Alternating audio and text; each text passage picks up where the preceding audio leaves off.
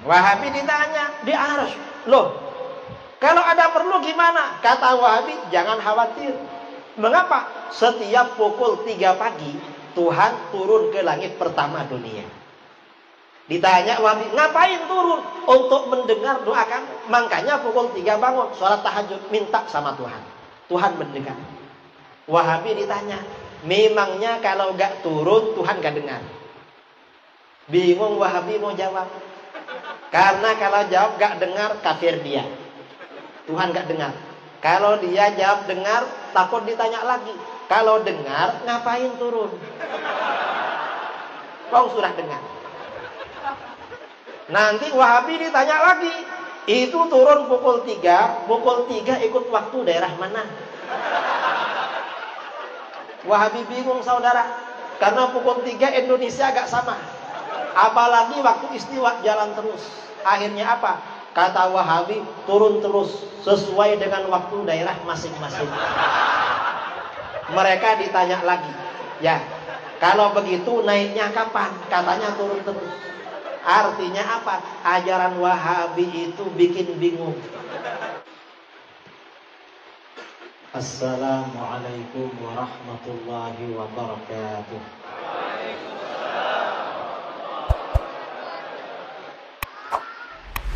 Bismillahirrahmanirrahim.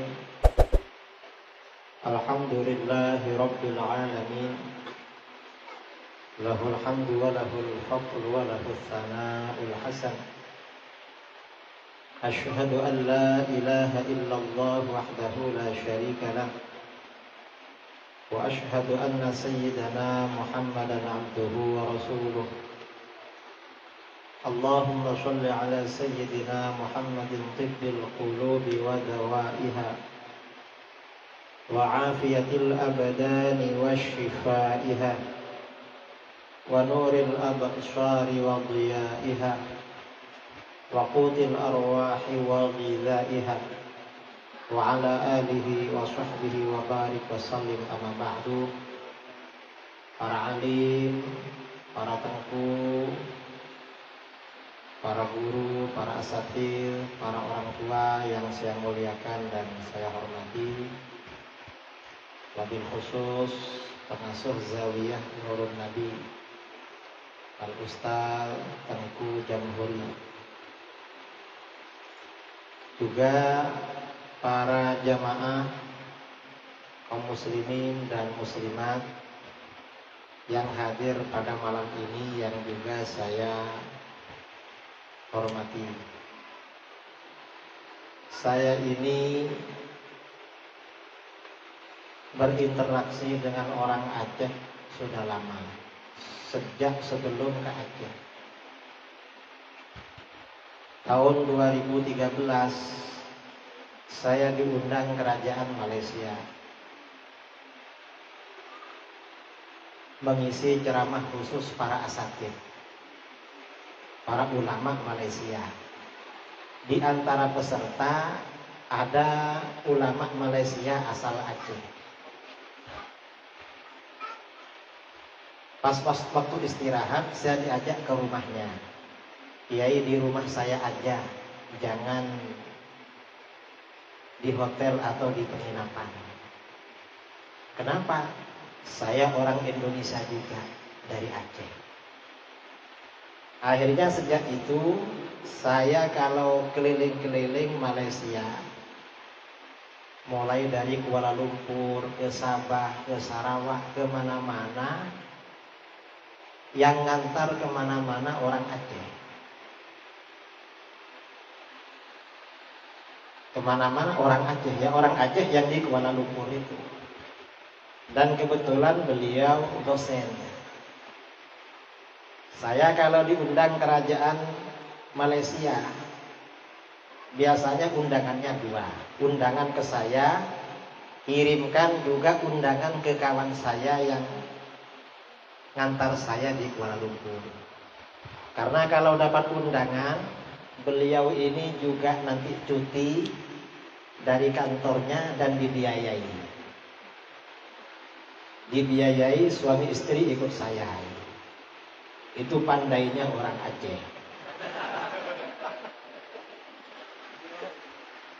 Nah, tahun 2015 saya baru ke Aceh. Saya ke Aceh ini sejak 2015. Akhirnya apa? Saya kalau ke Batam, ke Pekanbaru, ke Medan, yang menemani kemana-mana ya orang Aceh. Tadi ada yang tanya, Kiai berapa kali ke Aceh? Saya sudah lupa berapa kali. Mungkin karena sering. Dulu sebelum ke Aceh, saya itu gak suka makan mie.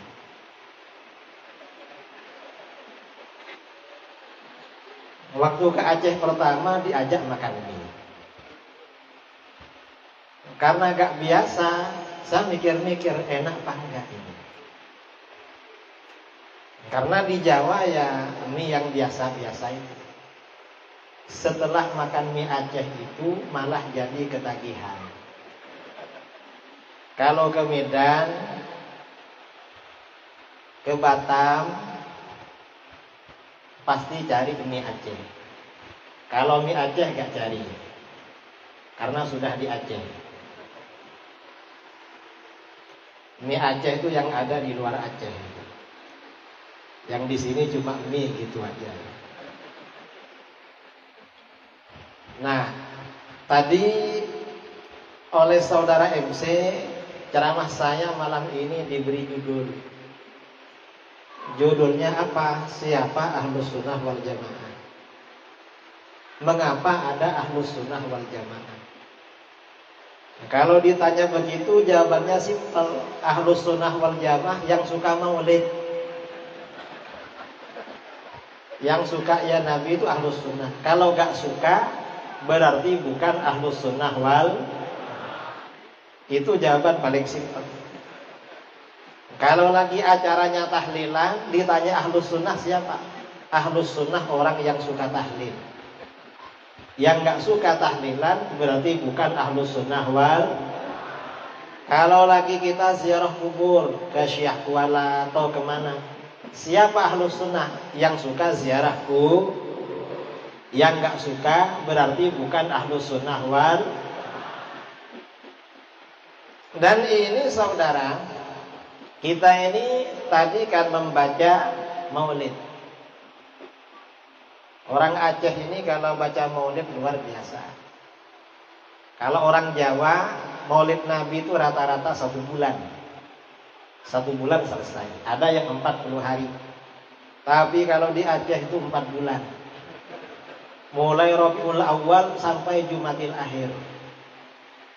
Saya dulu diundang bulan Rabiul Awal maulid Nabi. 2 bulan kemudian masih maulid kan. 4 bulan maulid lagi. Ini gak selesai-selesai. Dan ada yang lebih lama dari orang Aceh maulidnya. Mungkin ketularan orang Aceh. Saudara kita umat Islam di Banjar, Kalimantan Selatan, maulidnya 11 bulan. Mulai bulan Syawal sampai bulan Sya'ban. Maulid terus. Dan ini ya, acara maulid ini bagian dari ajaran Ahlus Sunnah wal. Mengapa ini dianggap bagian dari ajaran Ahlus Sunnah wal Jamaah? Bacaan-bacaan yang ada di dalam maulid itu menggambarkan keagungan Rasulullah. Tadi yang dibaca itu keagungan Rasulullah semua. Dan itu sungguhan saudara. Itu gak berlebih-lebihan. Memang apa adanya. Dan mungkin ada keagungan beliau yang tidak masuk dalam narasi-narasi tadi. Yang kita baca dari awal. Mungkin masih ada keagungan beliau yang gak masuk. Jadi bacaan-bacaan itu menggambarkan keagungan Rasulullah SAW. Dan ini orang-orang di luar Ahlus Sunnah wal Jamaah tidak sampai ke sana. Gak sampai. Saya kira-kira sebulan yang lalu ngisi di masjidnya Wahabi. Saya ini biasa ngisi di masjidnya Wahabi dan berani. Pernah ngisi di lembaga Wahabi, pesertanya 40, sekitar 40 atau 50 ustadz-ustadz Wahabi alumni Timur Tengah. Saya sendirian. Ya ngajak teman lah. Artinya saya memang dialog dengan mereka. Nah, pas saya datang ke Masjid Wahabi itu, mereka salaman biasa-biasa. Beda kan, kalau Ahlus Sunnah itu ketemu gurunya, apalagi gak kenal, cium tangan. Kadang-kadang padahal dia bukan guru, bukan apa, mungkin karena bajunya, karena pakaiannya dikira guru, dicium tangannya. Itu orang Ahlus Sunnah. Saya datang biasa-biasa salamannya, padahal saya sudah pakai jubah, saudara. Dan jubahnya mahal. Ini sudah pakai jubah, salamannya biasa-biasa. Saya diminta jadi imam sholat isya. Saya jadi imam. Selesai jadi imam, saya zikir jahar. Saya pura-pura gak lihat dah. Saya anggap masjid saya sendiri. Habis itu doa bersama. Setelah itu saya tausiah kira-kira 1 jam. Saya menjelaskan isinya maulid, tapi gak bilang maulid, menjelaskan keagungan baginda Rasulullah SAW. Akhirnya apa yang terjadi? Selesai acara, mereka semua cium tangan. Artinya apa? Orang itu kalau tahu keagungan Rasulullah SAW, hatinya menjadi lembut, saudara. Asalnya gak cium tangan, cium tangan. Mau pulang mereka bilang, Kiai, kalau bisa jangan cuma sekarang. Kapan lagi kesini? Nah, artinya apa? Itu ajaran Ahlus Sunnah wal bahwa Rasulullah SAW adalah manusia paling agung. Kalau dalam Jauharat Tauhid ya, dalam Jauharat Tauhid, wa afdalul khalqi 'alal itlaqi nabiyuna famil anisyiqaq. Makhluk yang paling utama secara mutlak adalah nabi kita sallallahu alaihi wasallam. Nabi kita ini makhluk paling utama, makhluk paling mulia, makhluk paling sempurna, makhluk paling baik. Bukan orang, tapi makhluk. Melampaui manusia. Lebih mulia dari apapun makhluk-makhluk yang lain. Itu Rasulullah. Di bawah beliau, nabi-nabi yang lain. Para nabi di bawah beliau. Ini ajaran Ahlus Sunnah wal Jamaah. Kalau orang Wahabi menyaksikan, saya undangan ke Kalimantan Timur, ada orang tanya pada saya, Kiai, ada orang Wahabi baca khutbah. Apa khutbahnya? Kata dia, apa benar Rasulullah itu makhluk paling mulia? Makhluk paling sempurna. Loh, ya benar, bukan gak benar. Kalau bukan beliau, siapa yang paling mulia? Memang beliau yang paling mulia. Beliau ini paling mulia. Dan para nabi ini memang semuanya manusia-manusia pilihan. Dan yang paling terpilih adalah nabi kita. Karenanya di dalam kitab-kitab aqaid ya, di antara sifat wajib para nabi adalah ayyakuna akmalan nas. Manusia paling sempurna. Para nabi ini semuanya manusia paling sempurna. Apanya yang sempurna? Khalqat wa khuluqat. Para nabi ini paling sempurna baik dari segi bentuk fisik dan penampilan maupun dari segi mental, aspek mental dan budi pekerti. Kita ini misalnya akhlak, budi pekerti. Punya seorang guru, punya seorang pemimpin, akhlaknya baik sekali. Orang-orang segan dan senang pada beliau. Dibandingkan akhlak para nabi tidak ada apa-apa. Akhlak para nabi ini memang paling sempurna, saudara. Paling sempurna. Itu akhlak para nabi. Itu luar biasa memang. Salah satu contoh ya, akhlak beliau. Rasulullah Shallallahu Alaihi Wasallam apabila yang diterima itu kenikmatan, kalau yang diterima itu yang nikmat-nikmat, keluarganya gak dapat. Tapi kalau yang dihadapi yang sulit-sulit, keluarganya dapat bagian duluan. Itu Nabi kita. Kalau yang sulit-sulit, keluarganya dapat dulu. Kalau yang enak-enak, keluarganya gak ada. Contoh, pada waktu Perang Badar. Pada waktu Perang Badar, ada 3 orang Quraisy maju ke depan, ngajak perang tanding. Dulu itu peperangan sebelum dimulai biasanya ada pemanasan, perang tanding 1 lawan 1. Ada 3 orang maju ke depan. Ketika 3 orang ini maju ke depan, ada 3 orang pemuda Ansor maju.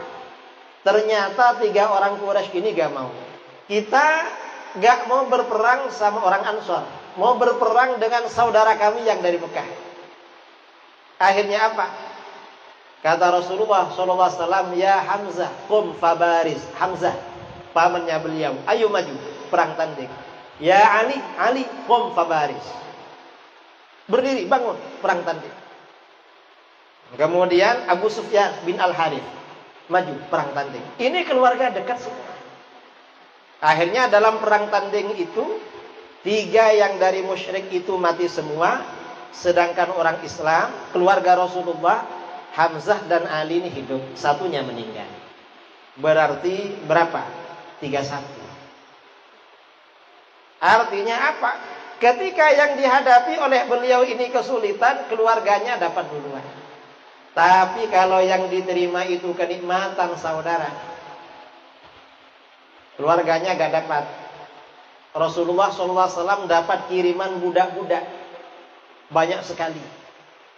Siti Fatimah dan suaminya Sayyidina Ali ini kesulitan mengurusi pekerjaan rumah, butuh seorang pembantu. Mengapa butuh pembantu?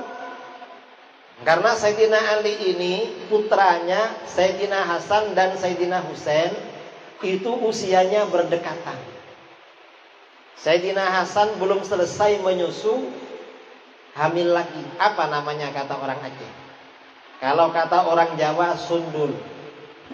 Sundul itu artinya belum selesai nyusu, sudah ada adiknya lagi. Itu kan repot ngasuhnya. Akhirnya apa? Siti Fatimah menghadap Rasulullah SAW. Rasulullah minta budaknya 1 untuk bantu-bantu pekerjaan rumah. Ternyata Rasulullah gak jawab. Karena Rasulullah gak jawab, Siti Fatimah mendatangi Bunda Aisyah. Biasanya seorang suami kalau di lobi atau diminta melalui istri yang paling dicintai, biasanya luluh. Oh, ini karena gak jawab, coba melalui Bunda Aisyah. Akhirnya oleh Siti Aisyah disampaikan, Rasulullah gak jawab juga, gak luluh juga. Malam-malam ketika Sayyidina Ali dan Siti Fatimah dah mau tidur baring-baring, tiba-tiba Rasulullah datang masuk. Sayyidina Ali mau bangun gak boleh, ala makanikuma,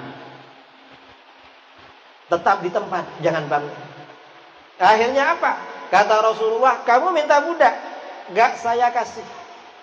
Budak itu mau saya jual, uangnya untuk biaya konsumsi para sahabat Ahlus Suffah. Ada sekitar sahabat jumlahnya sekitar 400 atau 500 orang. Mereka gak punya keluarga, gak punya kerja. Yang menjamin kehidupannya Rasulullah SAW. Budak itu saya jual untuk biaya mereka. Kamu gak saya kasih, tapi kamu saya kasih yang lebih baik daripada yang kamu minta. Apa? Kalau mau tidur, baca subhanallah 33. Lalu alhamdulillah 33. Lalu Allahu Akbar 34. Semuanya 100. Itu lebih baik daripada yang kamu minta. Minta budak malah dikasih amalan. Artinya apa? Itu akhlak Rasulullah SAW. Beliau ini selalu terbaik memang. Akhlak beliau. Ini secara akhlak. Kemudian selain akhlak, para nabi. Nabi siapapun ya. Para nabi ini khulqat. Secara fisik dan penampilan ini juga paling sempurna. Apa di antara kesempurnaan fisik para nabi? Banyak. Misalnya kekuatan. Para nabi ini badannya kuat-kuat. Kekuatan fisik para nabi dalam kitab-kitab aqaid, kitab-kitab syama'il, kitab-kitab khasa'is, kitab-kitab sirah, kekuatan fisiknya 40 kali orang biasa. Para nabi itu kuat-kuat fisiknya. Mengapa para nabi kuat-kuat? Karena kuat itu sempurna. Tidak kuat itu berarti kekurangan. Para nabi 40 kali orang biasa. Kekuatan fisik. Itu diantaranya. Kemudian juga diantara kesempurnaan fisik para nabi apa? Yang sering kita ungkap, kata para ulama, para nabi itu harus ayyakuna ajmalan nas. Harus orang paling tampan. Orang paling ganteng pada masa itu. Gak boleh orang yang mukanya pas-pasan. Gak boleh. Mukanya pas-pasan jadi nabi gak boleh. Harus paling gak boleh kalah ganteng dengan orang biasa, gak boleh. Mengapa? Kalau kalah ganteng dengan orang biasa, umatnya yang belum kenal, yang datang dari jauh akan keliru. Nanti dikira kawannya yang ganteng itu. Akan keliru. Karenanya para nabi ini memang paling ganteng. Rasulullah SAW bersabda, "Ma ba'atsallahu nabiyyan illa hasanal wajhi, hasanas saut." Allah tidak mengutus seorang nabi kecuali seseorang yang tampan wajahnya, merdu suaranya. Wajahnya tampan-tampan, suaranya merdu-merdu. Wa kana nabiyyukum ahsanahum wajahan wa ahsanahum sautan. Dan nabi yang diutus pada kalian adalah nabi yang paling tampan wajahnya, paling merdu suaranya. Ini para nabi, memang ganteng-ganteng. Gak ada yang biasa-biasa. Karena ini sifat wajib, saudara. Dan ini harus tahu. Umat Islam harus tahu. Mengapa? Kalau gak tahu bahaya. Akibatnya fatal. Di negeri kita ini sering ya ada orang ngaku-ngaku jadi nabi. Betul. Setelah ditengok mukanya epas-epas, kadang di bawah setan. Itu ada yang percaya, saudara. Walaupun mukanya di bawah standar. Mengapa? Karena gak ngerti. Kalau jadi pemimpin negara, jadi presiden, jadi gubernur, muka di bawah standar gak apa-apa. Betul? Gak harus kan? Soalnya bukan ada yang kurang ganteng. Ada. Tahulah siapa ini.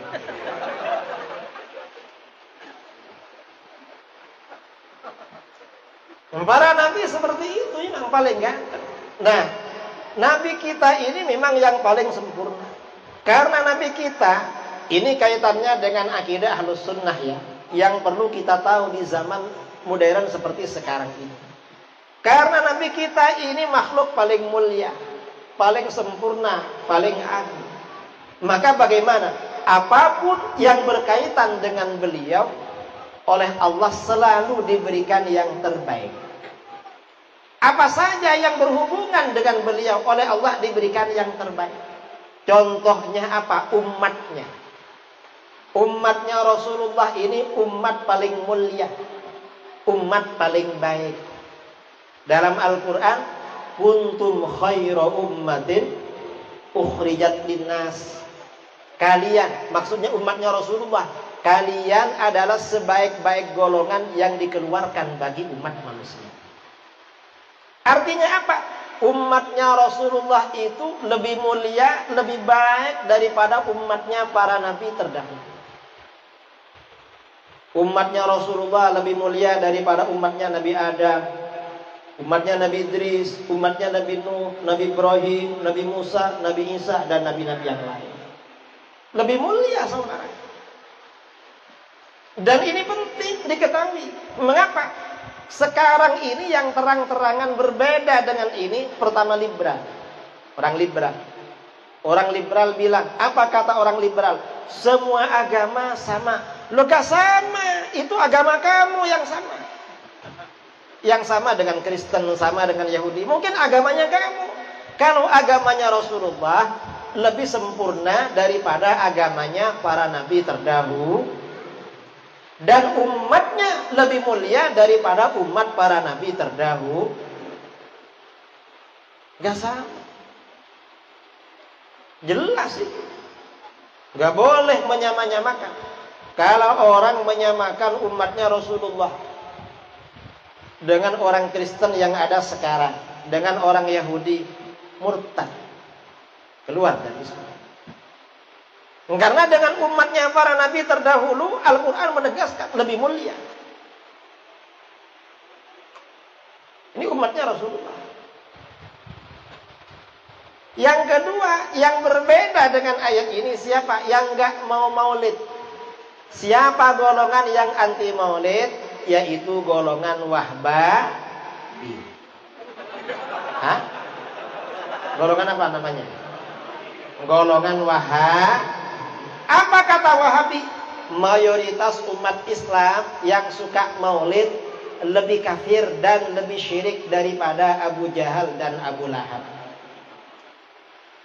Loh, kita yang suka maulid sama Wahabi dianggap lebih syirik daripada Abu Jahal dan Abu Lahab. Itu agamanya kamu, Wahabi, bukan agamanya Rasulullah. Kalau menurut agamanya Rasulullah, umat Islam, umatnya Rasulullah lebih mulia daripada umatnya para nabi terdahulu. Menurut agamanya Wahabi, umatnya Rasulullah lebih syirik daripada Abu Jahal dan Abu Lahab. Mengapa? Karena tauhidnya Wahabi ikut tauhidnya Abu Jahal dan Abu Lahab. Parah Wahabi itu. Sungguhan itu, saudara. Ada di kitab-kitab mereka. Ada Wahabiyah. Ada Wahabi dari Saudi namanya Muhammad bin Ahmad Bashmil. Menulis kitab berjudul Kaifa Nafhamut Tauhid. Bagaimana kita memahami tauhid. Saya punya kitabnya. Halaman 16 ada bab Tauhidu Abi Jahlin wa Abi Lahabin. Bab keterangan tentang tauhidnya Abu Jahal dan Abu Lahab. Dari dulu gak pernah ada kitab sejak masa ulama salaf yang menerangkan bahwa Abu Jahal dan Abu Lahab itu bertauhid, kecuali di kitabnya Wahabi. Wahabi itu kagum dengan Abu Jahal dan Abu Lahab.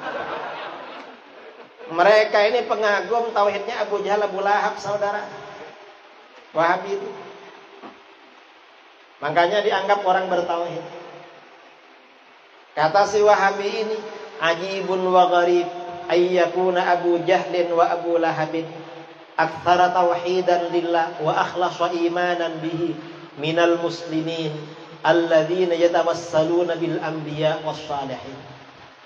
Sungguh aneh dan sungguh mengherankan, ternyata Abu Jahal dan Abu Lahab lebih mantap tauhidnya, lebih bersih imannya daripada umat Islam yang bertawassul. Artinya apa? Wahabi itu pengagum tauhidnya Abu Jahal dan Abu Lahab.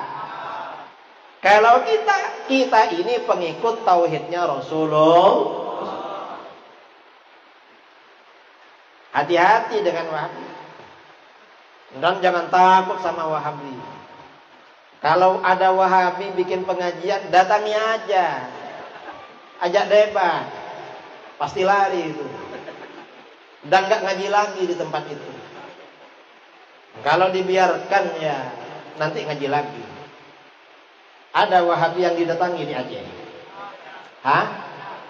Ada? Ya. Datang. Bawa apa namanya? Bawa maulid, bawa apa? Ketika kumpul, bacakan maulid dulu. Habis itu ajak dialog. Insya Allah pergi. Artinya apa? Umatnya Rasulullah lebih mulia daripada umatnya para nabi terdahulu. Nabinya paling mulia, umatnya juga paling mulia. Ini contoh lagi ya. Karena umatnya Rasulullah ini umat paling mulia, ada garansi. Mayoritas umat Islam tidak akan menjadi pengikut aliran sesat, tetapi senantiasa istiqomah mengikuti ajaran Ahlus Sunnah wal. Ada garansinya saudara. Kalau yang namanya Ahlus Sunnah wal Jamaah itu adalah golongan mayoritas, yaitu Asy'ariyah Maturidi. Mengapa? Umatnya Rasulullah ini umat terbaik. Karena umat terbaik ada garansi. Mayoritas istiqomah mengikuti Ahlus Sunnah.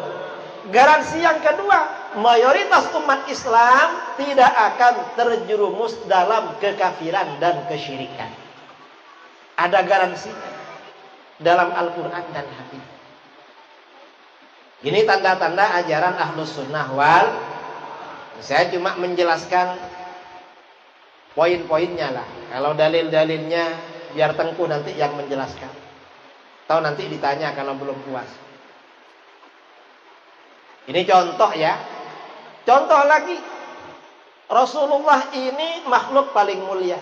Tadi saya katakan, apapun yang berkaitan dengan beliau, oleh Allah selalu diberikan yang terbaik.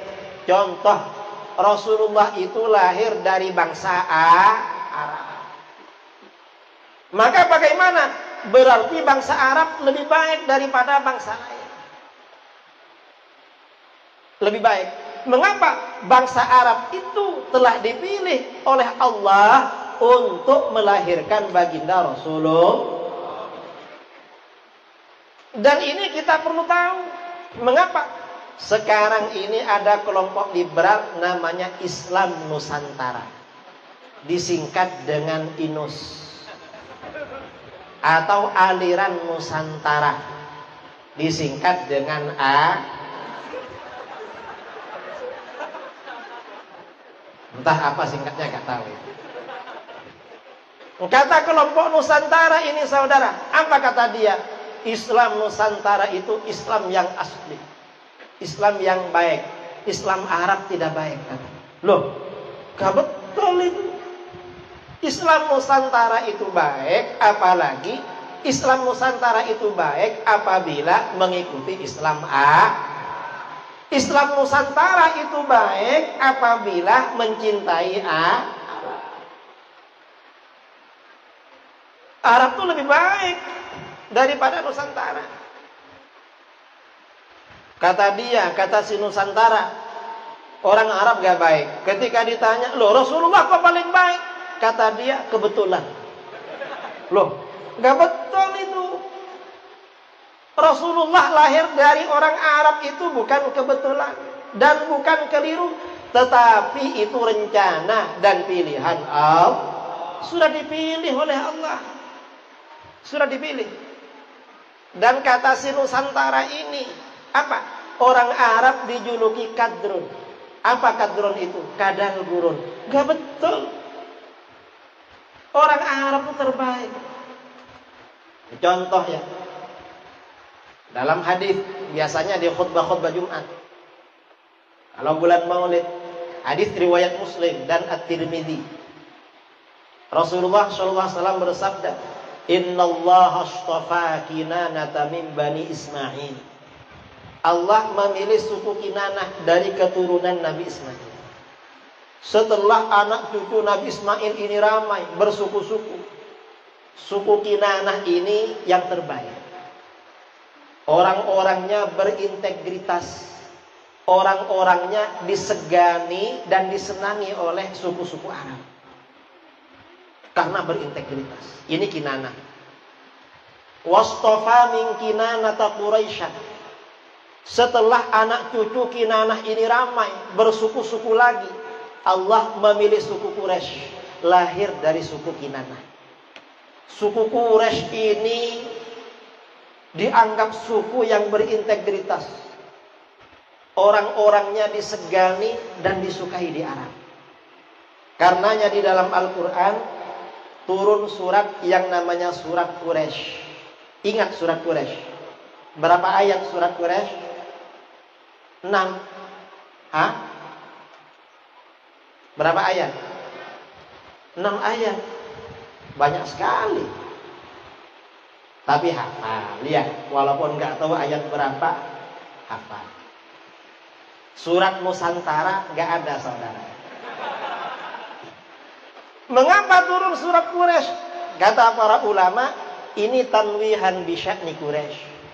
Ini peringatan tentang ketinggian derajat Quraisy. Dipuji oleh Allah dalam surat Quraisy, li'ilafi Quraisy, karena kebiasaan orang Quraisy. Ilafihim rihlatash syita'i was-shaif. Kebiasaan mereka melakukan perjalanan pada waktu musim dingin dan musim panas. Musim dingin mereka bepergian ke Syam, ke Palestina. Musim panas mereka ke Yaman. Falya'budu rabb hadzal bait. Hai orang Quraisy, sembahlah Tuhan Baitullah ini. Siapa? Yaitu Allah. Mengapa menyembah Allah? Allazi at'amahum min ju'. Allah telah memberi makan mereka dari rasa lapar. Ketika suku-suku Arab yang lain kelaparan, suku Quraisy gak kelaparan, saudara. Oleh Allah dijaga.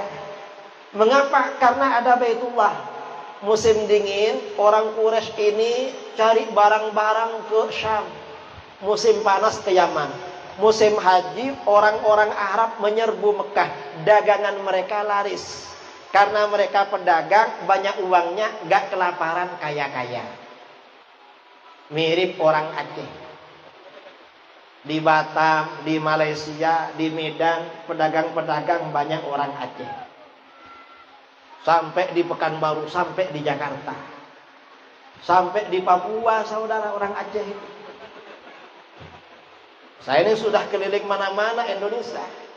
Sampai di Manado, ada orang Aceh. Pedagang. Quraisy ini karena berdagang gak kelaparan. Suku-suku Arab yang lain lapar, Quraisy gak kelaparan.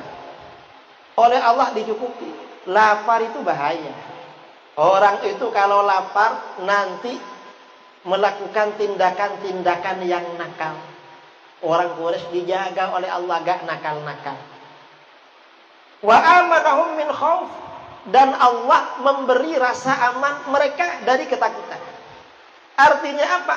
Ketika suku-suku Arab yang lain ketakutan, Quraisy gak takut.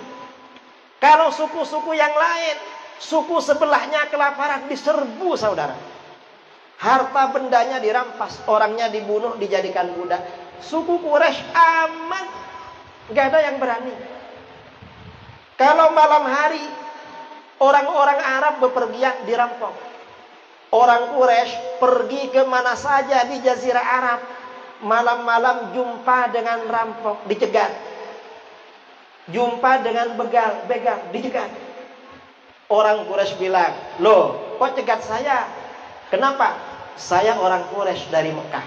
Perampoknya agak berani, segan. Makanya orang kalau bepergian kemana-mana, sebelum berangkat baca surat Quraisy. Kalau baca surat Quraisy aman, saudara. Atau pergi ke satu daerah, sampai di daerah itu ada rasa takut, baca surat Quraisy aman. Imam Nawawi menerangkan dalam kitab Al-Adhkar. Amalan-amalan dari para ulama. Orang-orang Indonesia yang kosongan kerja di Malaysia, kalau jumpa saya, Pak Kiai, gimana caranya biar gak ketangkap polis? Kamu baca surat Quraisy terus menerus gitu. aman nanti. Ini surat Quraisy. Memang orang Arab luar biasa memang Quraisy. Kemudian wastafa min Quraisyin Bani Hashim. Setelah anak cucu Quraisy ini ramai, Allah memilih keluarga Bani Hashim. Bani Hashim ini keluarga Quraisy yang paling tinggi levelnya. Paling tinggi. Paling dihormati di Mekah keluarga Bani Hashim.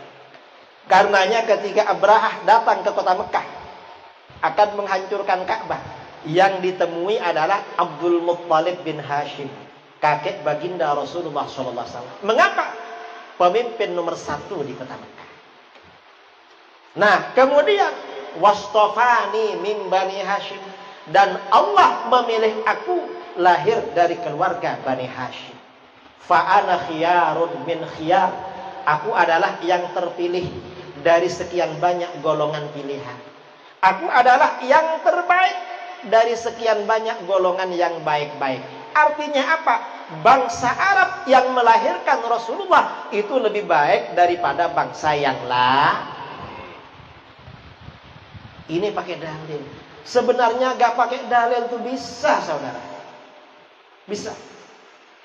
Saya ini tahun 2003 pernah tinggal di Eropa. Dan di Eropa itu banyak orang Aceh.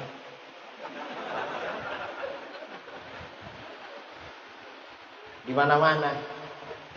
Dan kami di Jawa,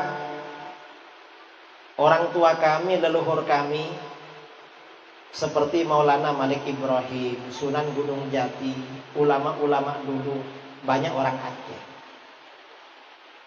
Bahkan sebagian ahli sejarah, suku Madura itu dulu tentara Aceh yang dikirim ke Jawa untuk memerangi Hindu. Gak pulang lagi ke Aceh, tinggal di Madura dan Bawean. Karenanya orang Madura karakternya mirip orang Aceh. Cinta ulama, cinta pendidikan agama. Di Malaysia, kalau ada orang Aceh, ada madrasah diniyah, ada TPQ. Kalau ada orang Madura, orang Bawean, ada pendidikan Al-Quran. Itu di Malaysia. Di daerah-daerah begitu. Saya keliling-keliling Indonesia. Kalau ada sate Madura, saya kan dari Madura kan, saya langsung nyapa pakai bahasa Madura. Mengapa? Paling enggak nanti diskon 50%. Apalagi kalau tahu kenal saya langsung. Mirip dengan orang Aceh. Saya itu kalau lewat darat dari Medan sampai ke Banda Aceh, setiap berhenti di mie Aceh, duduk. Yang punya warung buka HP, lihat wajah saya. Mungkin dicocokkan dengan yang ada di HP. Habis itu, ini Pak Kiai ya. Lo kok tahu? Ini di HP ada. Lalu ngajak foto-foto. Habis itu isi warungnya dikeluarkan semua dan gak usah bayar.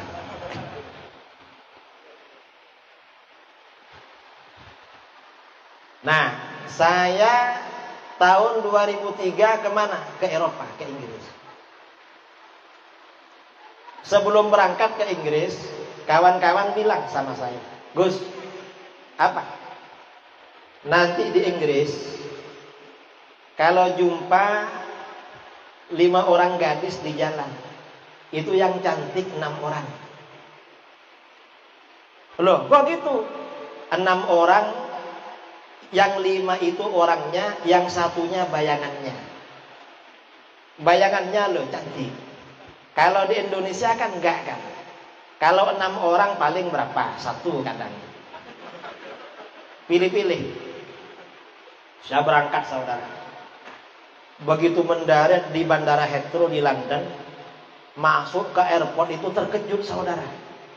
Toleh-toleh, ini kok beda dengan Indonesia. Saya kebetulan kampus orang-orang Pakistan. Lama-lama kawan-kawan Indonesia bilang sama saya agak perhatian waktu itu. Karena sibuk kuliah, sibuk belajar. Kawan-kawan ini ternyata rajin melakukan penelitian. Gus, apa? Ternyata ya, orang Inggris itu yang cantik-cantik masih kalah dengan orang Pakistan dan India. Lah betul tak? Iya kan? Coba lihat katanya. Akhirnya ikut meneliti juga. Iya.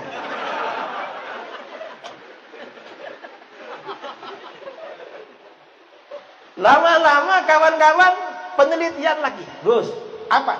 Ternyata orang India dan Pakistan kalah sama orang Arab.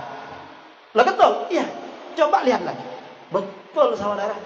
Orang India dan Pakistan masih kalah sama orang A. Pantesan Kanjeng Nabi lahir di A. Artinya apa? Arab itu lebih baik daripada bangsa lain. Itu gak perlu pakai dalil, cukup pakai selera. Pakai selera loh. Iya, selera. Artinya pakai akal sehat itu cukup, gak perlu dalil. Ini kok ada orang Arab katanya gak bagus. Ya bagus, lebih bagus. Kalau Rasulullah lahir di Nusantara, para nabi ini harus paling ganteng. Kalau lahir di Nusantara, ya kalah saing dengan yang di sana. Para nabi gak boleh kalah saing itu. Ini secara fisik. Kemudian tadi yang Nusantara itu bilang orang Arab tuh katanya kadal gurun. Gak betul itu. Mengapa? Orang Arab itu pakai baju. Sejak masa jahiliyah bajunya lengkap. Yang perempuan pakai kerudung, yang laki-laki pakai gamis. Mereka ini dari fanatiknya pada baju. Apa namanya ya? Dari sukanya pada baju. Untuk yang sombong-sombong, orang Arab itu bajunya dibuat menjuntai di bawah mata kaki, isbal.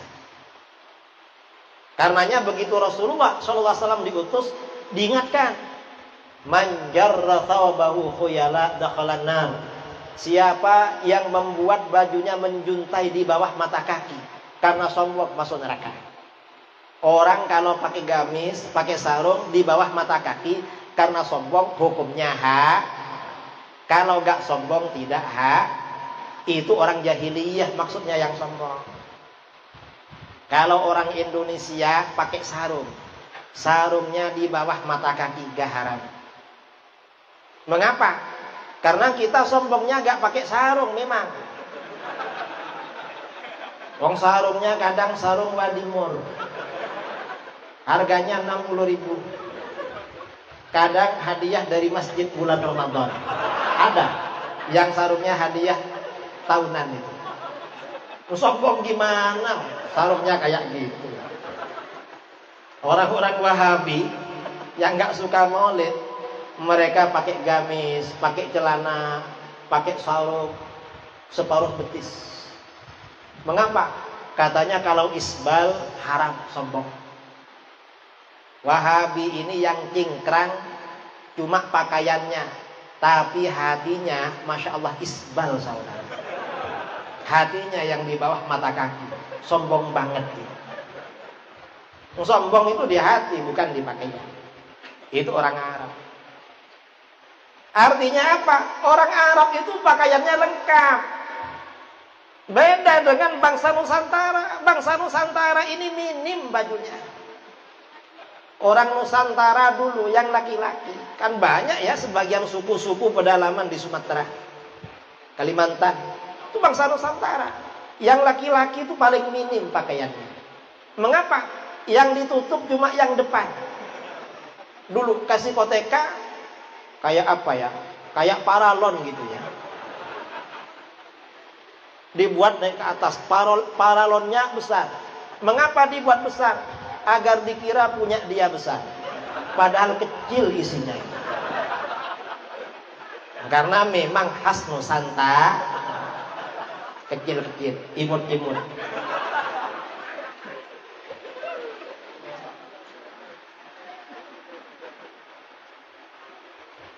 Tapi walaupun begitu kita bukan keturunan kadal ya.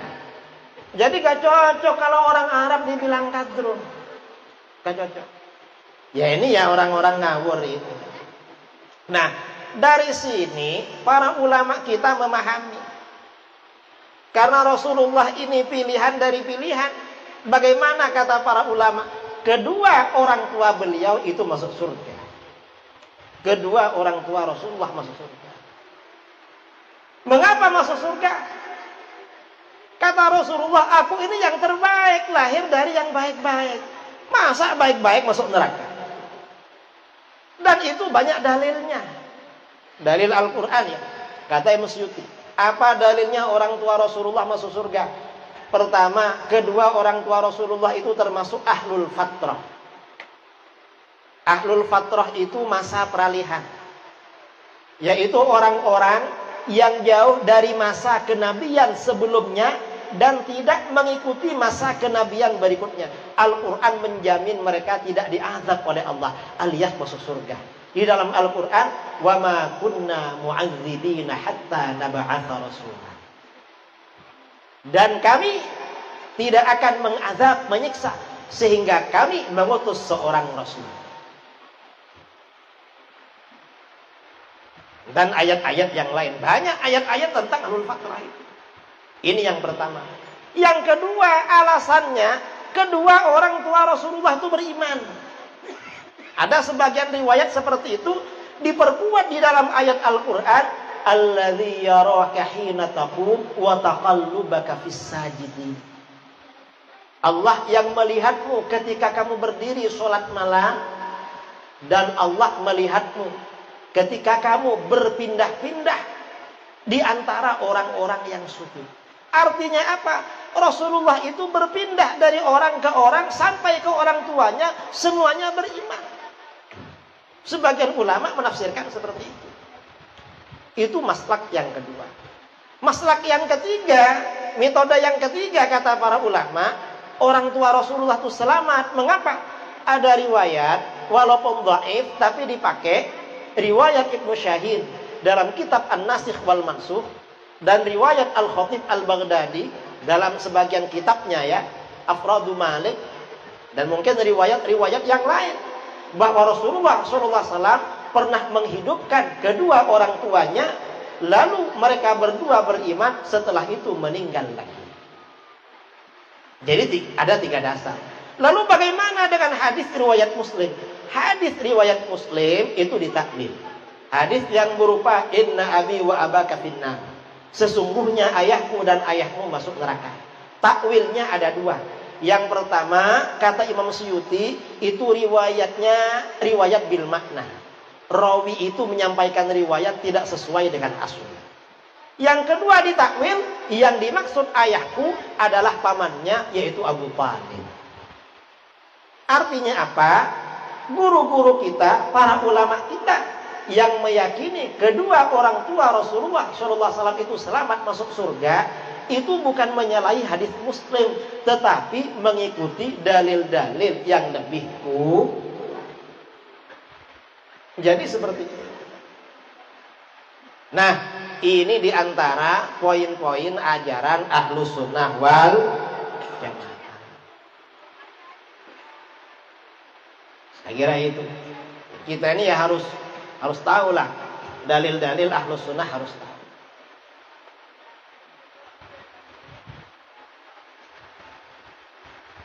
Dan yang dibaca dalam narasi-narasi Maulid itu semuanya adalah tentang keagungan baginda Rasulullah. Perlu diterangkan sedikit demi sedikit.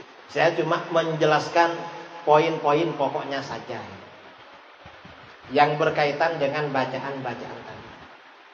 Nah, barangkali ini yang perlu saya sampaikan, karena sebagian ini sudah capek-capek saya perhatikan ya. Mungkin karena malam ini malam tahun apa namanya? Ini bukan tahun baru kita. Ini Kristen yang Januari, Februari itu. Kita sudah dulu Muharram. Kita sekarang nggak akhir tahun. Sekarang ini bulan Jumadil Jumadil Ula atau Jumadil Tsani? Hah? Jumadil Ula ya. Lupa, yang ingat cuma Desember orang-orang Aceh. Karena memang akhir zaman ya begitu. Orang tuh ikut barat. Dulu umat Islam itu bulan yang dipakai itu bulan Muharram dan seterusnya. Ini bulan Januari, Februari itu warisan Belanda. Warisan penjajah. Dan kita diminta ikut merayakan tahun baru. Kita gak ikut-ikut itu. Tapi kita ganti dengan acara Maulid. Nah, insyaallah barokah. Saya kira itu yang perlu saya sampaikan. Kalau ada yang mau ditanyakan silahkan. Sebelum saya tutup saya kembalikan kepada MC. Mungkin saudara-saudara ada yang mau bertanya, boleh bertanya apa saja. Cuma jawabannya terserah saya. Alhamdulillah, tadi kita sudah mendengarkan pemaparan daripada guru kita terkait tentang siapa itu Ahlus Sunnah wal Jamaah.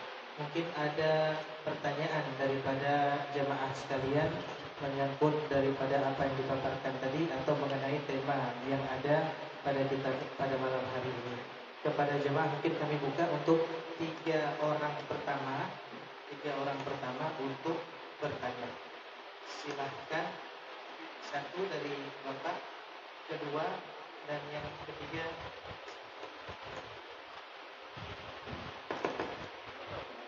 Assalamualaikum warahmatullahi wabarakatuh. Alhamdulillah wassalatu wassalamu ala rasulillah. Al-Mukarram, para ulama, Pak Kiai, mohon maaf, betul. Sebetulnya tadi saya mau menanyakan tentang tema Islam Nusantara dan Islam Jamaah. Tapi sudah sebagian terjawab. Tapi kami tadi pagi sebelum kami makan tadi, katanya kulu biratin dalalah, wa kulu dalatin fitnah. Rasulullah tidak makan nasi, Rasulullah makan gandum. Jadi kan sudah berbeda bidah tadi. Maka kami makan nasi tadi bidah itu, bukan makan gandum. Sebab akan masuk neraka. Kemudian yang kedua, saya melihat ada dua Ibnu Ramli. Yang pertama Guntur Ramli, yang kedua Idrus Ramli. Guntur Ramli pencerca Islam, atau banyak membuat kegaduhan dalam Islam.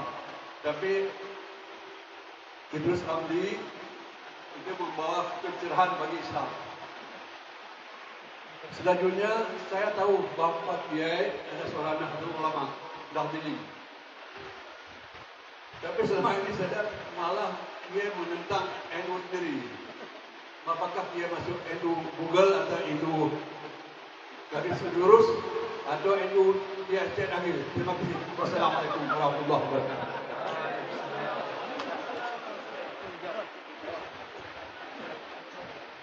Terima kasih ya. Pertanyaan pertama, apa perbedaan saya Idrus Ramli dengan Guntur Ramli dan Rizal Ramli? Mungkin ada lagi. Kedua-duanya saya gak ada yang kenal. Ya gak pernah berjumpa, ya cuma tahu aja. Tapi gak kenal, cuma kebetulan nama belakangnya sama. Kalau saya, Ramli itu nama ayah saya. Saya ini pernah ya undangan di Sabah, Malaysia. Dari Kuala Lumpur naik pesawat. Begitu mendarat di Kinabalu, ada orang menghampiri saya meluk-meluk. Saya tanya, apa? Ada apa Kiai? Apa? Nama saya sama dengan nama Kiai. Siapa? Idrus Ramli juga katanya. Di Kinabalu di Malaysia. Cuma namanya saja yang sama. Dengan orangnya agak kenal. Yang kedua, saya itu NU-nya di mana? Saya ini NU garis lurus. Bukan NU yang bengkok-bengkok. Bukan. NU-nya Said Akil sudah selesai karena sudah gak jadi sekarang. Alhamdulillah. Cuma gantinya gak bagus juga, karena yang ganti juga kelompok Islam Nusantara. Sama-sama Librannya. Mudah-mudahan segera bertaubat, segera sadar hatinya. Amin Allahumma. Karena liberal juga. Kalau saya ini ya NU yang ahlus sunnah wal jamaah. Jadi bukan NU struktural. Yang ketiga, hadis kullu bid'atin dhalalah. Semua bid'ah adalah sesat. Wahabi itu dalilnya cuma hadis ini. Hadis ini saja, gak ada hadis lagi. Kalau kita yang musuhnya Wahabi, hadis kullu bid'atin dhalalah itu dipakai, tetapi dikompromikan dengan hadis lain. Semua bid'ah adalah sesat. Hadis ini dikompromikan dengan hadis lain, sama-sama riwayat Imam Muslim yang berbunyi man sanna fil Islam sunnatan hasanatan falahu ajruha wa ajru man amila biha ba'dahu min ghairi ayyanqusa min ujurihim syai'ah. Siapa yang memulai dalam Islam perbuatan yang baik. Namanya memulai berarti asalnya tidak ada lalu ada. Maka dia mendapat pahalanya perbuatan itu dan pahala orang-orang yang mengikuti tanpa kurang sedikit pun dari pahala mereka. Lalu wa man sanna fil Islam sunnatan sayyi'atan. Siapa yang memulai dalam Islam perbuatan yang jelek, kana alaihi wizruha wa wizru man amila biha min ba'di min ghairi ayyanqusa min auzarihim syai'. Maka dia menanggung dosa perbuatan itu dan dosa orang-orang yang mengikutinya tanpa kurang sedikit pun dari dosa-dosa mereka. Nah, berdasarkan hadis ini kata Imam Nawawi, hadis ini membatasi jangkauan hukum hadis semua bid'ah adalah sesat. Berarti bagaimana sebagian bid'ah sesat, sebagian tidak yaitu disebut dengan bid'ah hasanah. Wahabi disampaikan seperti ini gak bisa jawab saudara, gak bisa jawab karena hadisnya cuma satu. Saya pernah jumpa dialog terbuka di Balikpapan tahun 2011. Kalau nggak salah Desember 2011 dengan Wahabi. Saya tanya sama mereka, kamu ikut siapa? Kami ikut ahli hadis. Loh, katanya ahli hadis. Kok hadisnya cuma satu dari tadi? Masa hadis cuma kullu bid'atin dhalalah, gak ada lagi. Kalau kami menjelaskan masalah bid'ah, hadisnya banyak. Puluhan, bahkan ratusan. Berarti kalau begitu, kamu bukan pengikut ahli hadis. Mereka tanya, kami pengikut siapa Gus? Kamu pengikut ahli hadas. Dan itu hadas akbar. Kata mereka, Gus jangan mengijek katanya. Lah, ini gak ngijek, ini sungguhan saudara. Kalau kamu gak ngijek tapi memvonis, mengkafirkan orang lain, parah kamu ini. Dijelaskan apa adanya dibilang mengijek, sama orang lain memvonis, mengkafirkan. Wahabi. Makanya Wahabi itu gak ngerti sebenarnya. Makanya kalau ada Wahabi, datangi. Jangan diamkan. Kalau didiamkan ya terus mereka. Kalau didatangi nanti mereka sadar. Karena Imam Asy'ari itu dulu dan murid-muridnya memang mendatangi majelisnya orang-orang Mu'tazilah, orang-orang Syiah, orang-orang Mujassimah, didatangi. Malah Imam Fakhruddin Ar-Razi ketika berjumpa dengan orang Mu'tazilah, orang Mu'tazilah itu menyampaikan dalil. Oleh Imam Ar-Razi dalilnya tidak dipatahkan. Tapi bagaimana? dibuatkan dalil yang lebih kuat. Kamu kalau berdalil jangan begitu. Ada yang lebih kuat caranya. Gimana? Dibuatkan dalil yang lebih kuat. Setelah dibuatkan dalil yang lebih kuat oleh beliau, dipatahkan sendiri. Itu cara ulama ahlus sunnah berdebat dengan orang di luar ahlus sunnah. Dalilnya dibikinkan yang lebih kuat. Akhirnya apa? Kata ulama Mu'tazilah kepada jamaahnya, jangan terpengaruh sama orang ini. Mengapa? Orang ini oleh Allah memang diberi kemampuan merusak dalilnya orang. Ini bukan karena mazhab kamu lemah, tapi orang ini memang hebat katanya. Itu Imam Ar-Razi. Didatangi memang. Ahlus sunnah seperti itu. Jangan takut sama Wahabi. Sama Wahabi takut. Yang takut itu mereka, saudara. Bukan kita. Dulu di Jawa Timur, ada orang Wahabi bangun masjid. Masjidnya megah. Setiap mereka kajian, kawan-kawan Aswaja datang. Karena kawan-kawan Aswaja datang, akhirnya mereka gak berani ngomong. Lama-lama masjidnya diserahkan dan mereka pergi. Menjadi masjid Ahlus Sunnah wal. Datangi aja. Niatnya amar ma'ruf nahi munkar. Dan santai aja datang. Tidak apa-apa datang. Mereka itu takut biasa. Saya kira itu ya. Mang Wahabi ini parah.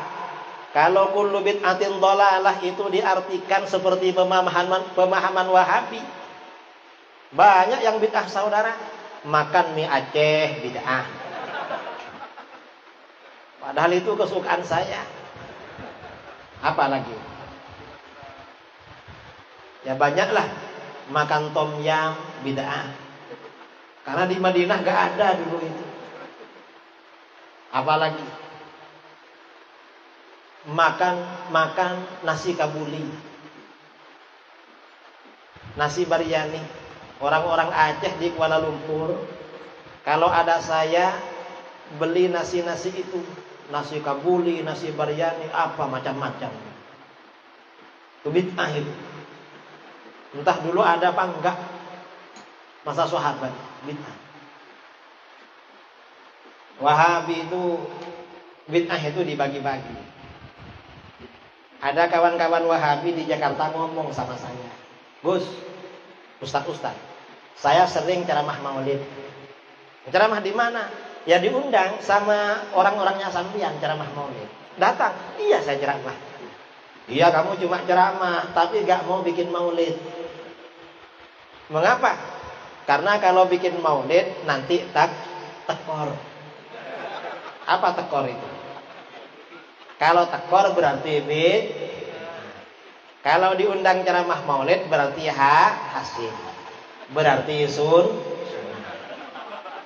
Mereka ini kaedahnya macam-macam sekarang. Gak konsisten. Saya kira itu ya. Ini penanya pertama. Wallahu a'lam. Mungkin ada lagi yang bertanya. Sedikit mohon penjelasan perbedaan I'tikad 50 dengan Tauhid Harakah yang lebih jelas. Tauhid apa? Tauhid Harakah Wahabi. Perbedaannya dengan I'tikad 50 yang kita belajar dari awal. Sifat 20 itu perbedaan sifat 20. Kalau sifat 20 ya, mengapa para ulama kita, ulama Ahlus Sunnah membuat konsep sifat 20? Pertama, sifat 20 ini mengantarkan kita makrifat kepada Allah. Mengantarkan kita makrifat kepada Allah. Makrifat itu apa? Makrifat itu artinya kenal. Kita ini kalau kenal dengan orang, misalnya kenal Tengku, tahu orangnya, tahu perawakannya, keahliannya apa, aktivitasnya apa, kan itu kenal namanya. Kita kenal kepada Allah hukumnya wajib. Sementara di dunia kita gak bisa melihat Allah. Maka makrifat kenal kepada Allah melalui sifat-sifatnya. Dan itu sifat 20. Yang kedua, mengapa kok 20? Mengapa bukan 25, bukan 17, bukan 21? Mengapa? Kata para ulama, sifat 20 ini batas kemampuan akal manusia dalam makrifat kepada Allah. Lebih dari 20 akal manusia gak mampu. Akal kita ini makrifat mampunya 20, saudara. Lebih 20 gak mampu. Kita ini jangankan makrifat pada Allah, makrifat pada orang-orang sekitar itu terbatas. Saudara kenal dengan saya? Kenal? Ada yang pernah ketemu sebelumnya? Ada? Kalau saya ke Aceh, pernah lihat di YouTube? Kenal kan? Saya pernah diundang ke Jakarta. Setiap dia ceramah, ternyata sudah hafal YouTube saya semua. Kiai, yang ceramah tadi ada di YouTube tahun sekian. Setiap ceramah hafal semua. Tapi kan yang tahu kan terbatas. Yang dia gak tahu, ya banyak lah. Saudara kenal dengan saya. Coba saya tanya, kira-kira saya ini sudah punya istri apa belum? Hah? Sudah. Pertanyaan kedua, istri saya ada berapa? Hah? 1. Berapa? Hah? 2. Enggak tahu, saudara. Artinya apa? Kita ini makrifat pada orang sekitar terbatas, apalagi makrifat kepada Allah. Kita ini mampunya cuma 20. Lebih dari 20 gak mampu. Itu yang kedua. Yang ketiga, mengapa sifat 20? Sifat 20 ini jawaban terhadap soal-soal yang mendasar tentang Allah. Kita ini kalau berkenalan dengan orang, pertanyaannya dasar-dasar. Siapa namamu? Dari mana asalmu? Tinggal di mana sekarang?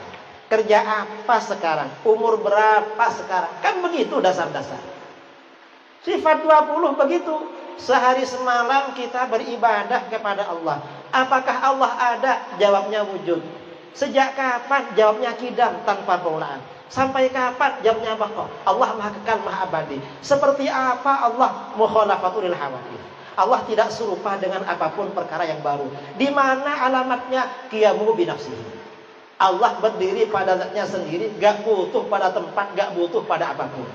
Ada berapa? Wahdaniyah, Allah Maha Esa dan seterusnya. Ini sifat 20. Memang mengantarkan kita makrifat kepada Allah. Sifat 20 ini saudara, kalau diterangkan perlu waktu 2 hari. Kita bicara gak perlu 2 hari lah, sehari lah. Cukup 5 menit selesai. Kalau tauhid 3 gak bisa seperti itu. Mengantarkan makrifat gak bisa. Tauhid kacau itu. Mengapa kacau? Karena ini tauhidnya Abi Jahal dan Abi Lahab. Saya bilang begitu saudara di depan Wahabi. Saya tahun kemarin. Sekarang tahun berapa? 2021 masih ya. 22 nanti. Ya tahun sekarang lah. Cuma bulan Maret. Saya bulan Maret ngisi acara di Jawa Tengah. Pesertanya Ustadz Wahabi. Ustadz Wahabi misalnya.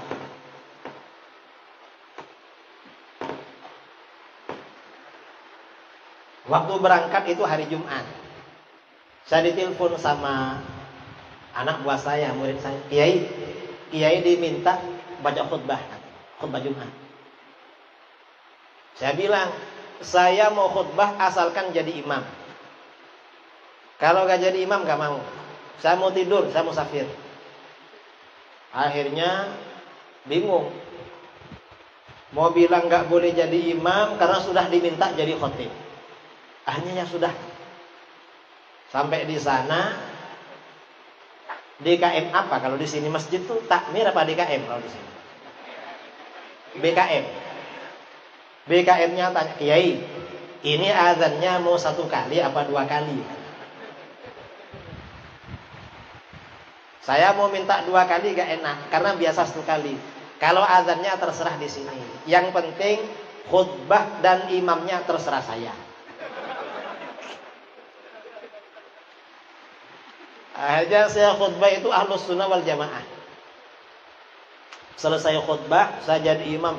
Sholli fardal Jumat. Saya pakai usolli, saudara. Nyari. Habis itu zikirnya saya jahar. Setelah sholat, subhanallah, subhanallah, subhanallah. Saya lirik-lirik dikit-dikit, baca apa enggak orang-orang. Habis itu saya berdoa angkat tangan. Mereka angkat tangan, cuma gak tinggi. Cuma gini-gini aja angkatnya. Ya mungkin gak biasa.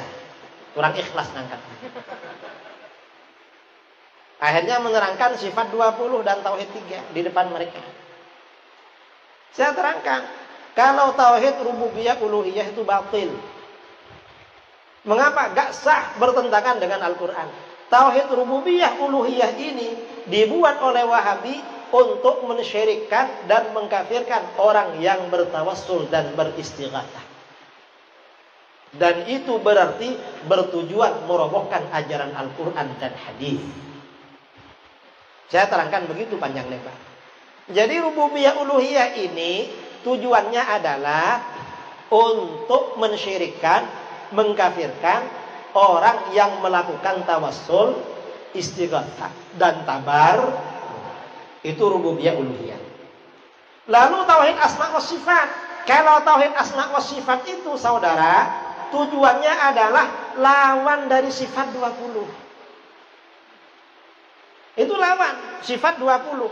Kalau menurut kita Allah itu seperti apa? Jawabannya mukhalafatuhu lil hawadits. Allah tidak serupa dengan apapun perkara yang baru. Kata tauhid asma wa sifatnya Wahabi, Tuhan itu mukhalafatuhu lil hawadits, tapi tak begitu mukhalafatuh. Mengapa? Ada mirip-miripnya. Kata Wahabi, Tuhan itu mirip manusia. Seorang laki-laki yang masih muda, belum berjenggot, tingginya kira-kira 30 meter. Besarnya 3,5 meter. Ini kata Wahabi. Akidah Wahabi mirip akidah Yahudi. Kata Yahudi, Tuhan itu seperti seorang laki-laki yang sudah tua, rambut dan jenggotnya putih semua, tingginya kira-kira 30 meter, besarnya 3,5 meter. Artinya apa? Tuhannya Yahudi lebih tua dari Tuhannya Wahabi. Akidahnya Yahudi abang akidahnya Wahabi. Makanya disingkat Wahyudi. Wahabi adiknya Yahudi. Beda, itu tauhid asma wa sifat itu. Beda. Pertanyaan keempat, Tuhan alamatnya di mana? Kalau kita jawabnya qiyamuhu binafsihi, Allah tidak butuh pada tempat. Allah berdiri pada zatnya sendiri, gak butuh pada tempat, gak butuh yang menentukan, yang menciptakan. Tapi kalau Wahabi apa? Loh, jelas alamatnya. Belum tahu ya alamat Tuhan. Loh, kamu tahu? Ya tahu. Di mana? Di Arasy. Wah, jauh banget ya. Kalau kita ada perlu, gimana caranya? Kan pesawat belum ada yang ke Arasy. Apalagi sekarang naik pesawat harus vaksin. Bangsanya pesawat dari Medan ke Aceh pakai pesawat kecil, saudara. Kalau ada mendung itu, tadi baca istighfar keras sekali saya itu. Karena hujan. Biasanya kan pesawat besar. Pesawat itu kalau besar, paling ya goncangnya kecil. Karena pesawat kecil, wah ini gimana ini?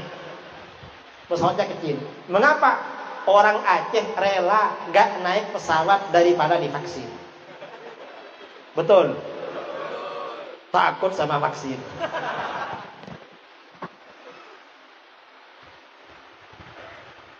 Wahabi ditanya di Arasy. Loh, kalau ada perlu gimana? Kata Wahabi, jangan khawatir. Mengapa? Setiap pukul 3 pagi Tuhan turun ke langit pertama dunia. Ditanya Wahabi, ngapain turun? Untuk mendengar doa kamu. Makanya pukul 3 bangun, sholat tahajud, minta sama Tuhan. Tuhan mendengar. Wahabi ditanya, memangnya kalau gak turun Tuhan gak dengar? Bingung Wahabi mau jawab. Karena kalau jawab gak dengar, kafir dia. Tuhan gak dengar. Kalau dia jawab dengar, takut ditanya lagi. Kalau dengar, ngapain turun? Kau sudah dengar. Nanti Wahabi ditanya lagi. Itu turun pukul 3 ikut waktu daerah mana? Wahabi bingung saudara. Karena pukul 3 Indonesia agak sama.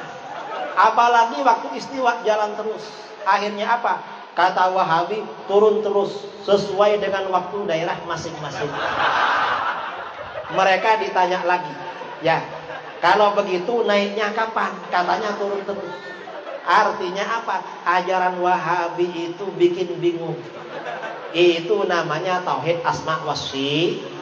Tauhid bikin bingung, tidak mengantarkan makrifat kepada Allah.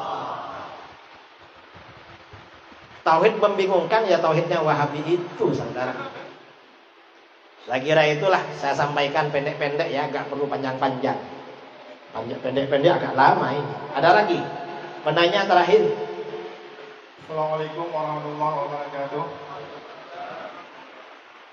Yang mulia Kiai beserta Jumhur Jamhuri.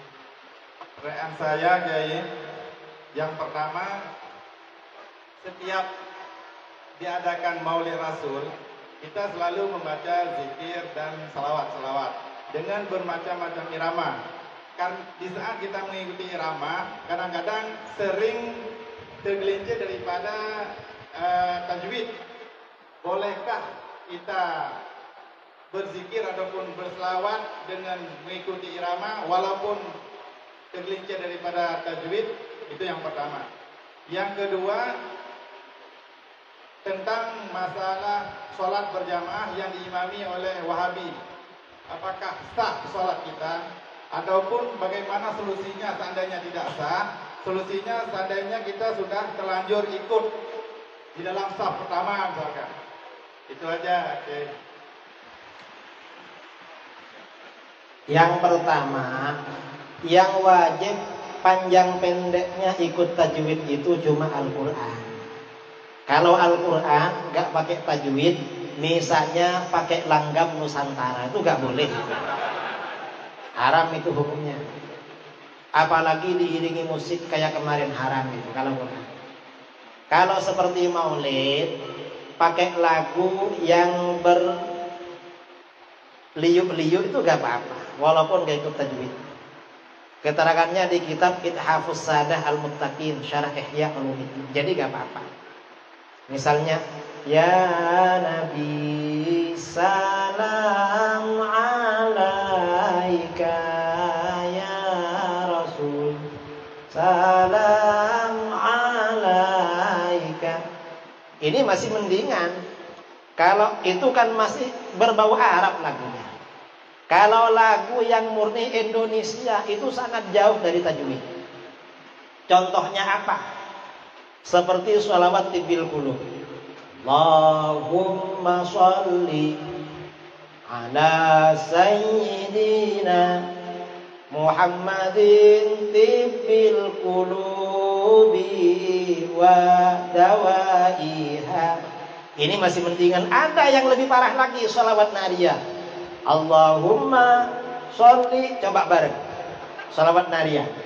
Allahumma sholli sholatan kamilatan wa sallim salaman tamman ala sayyidina Muhammadin alladhi tanhallu bihil uqadu wa tanfariju bihil kurabu wa tuqda bihil hawaiju wa dunalu bihir ghaibu wa husnul khawatimi wa yustasqal ghamamu biwajhil karim wa ala alihi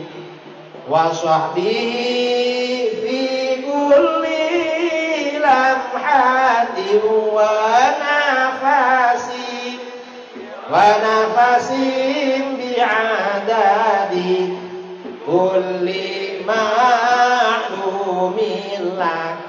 Gak apa-apa, karena bukan Al-Qur'an. Jadi gak apa-apa. Yang kedua, bermakmum pada Imam Wahabi hukumnya makruh.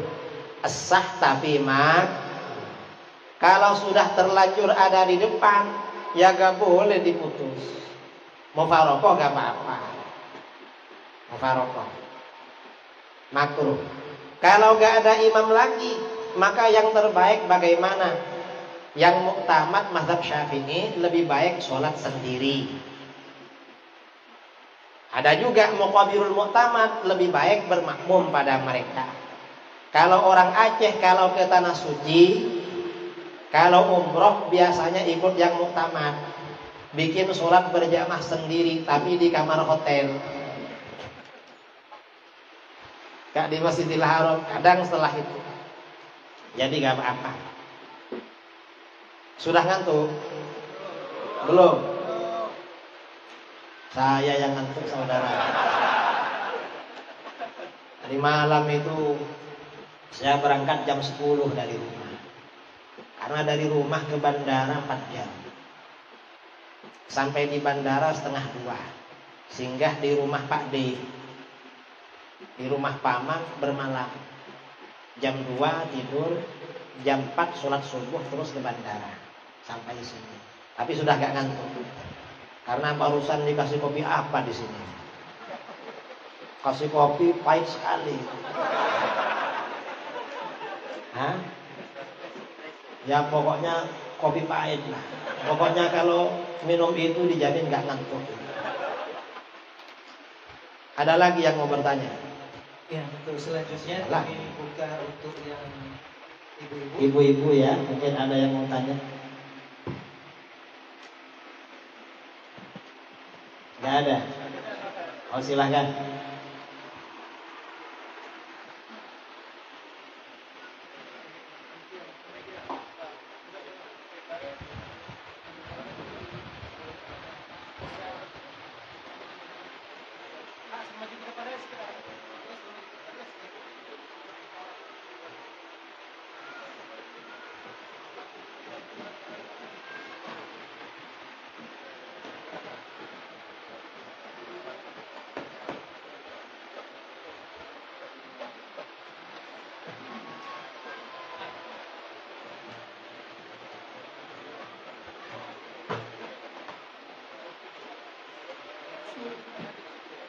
Kiai, saya ingin bertanya, kan Ahlussunnah wal Jamaah meyakini bahwasanya Allah itu ada tanpa butuh pada tempat.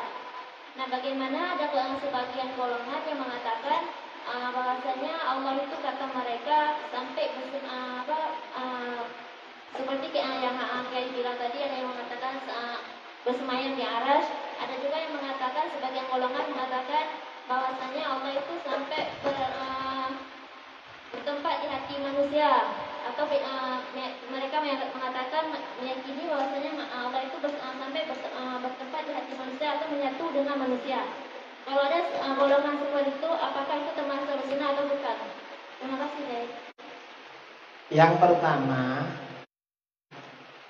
golongan yang mengatakan Allah bertempat di arsy itu golongan mujassimah, golongan yang menjasmanikan Allah, atau musyabbihah, golongan yang menyerupakan Allah dengan makhluk, atau hasyawiyah, golongan pinggiran.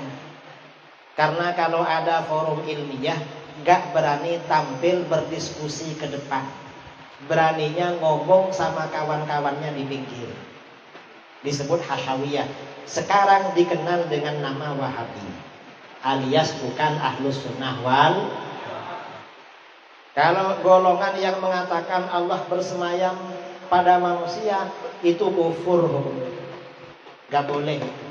Hulul wal ittihad itu kufur. Karena itu keyakinan orang-orang Nasrani.